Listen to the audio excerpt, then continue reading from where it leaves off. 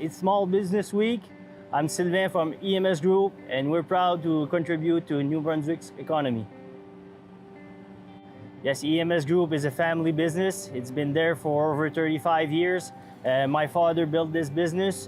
We are right now about 20 people, and we worked a lot in this region, and our main client is the GD Irving. So we've been with them, working with them and for them for a while.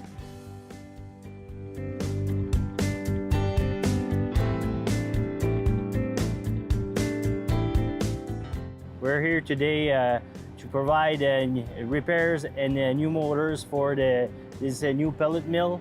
So we're here to help and build a better business with Irving.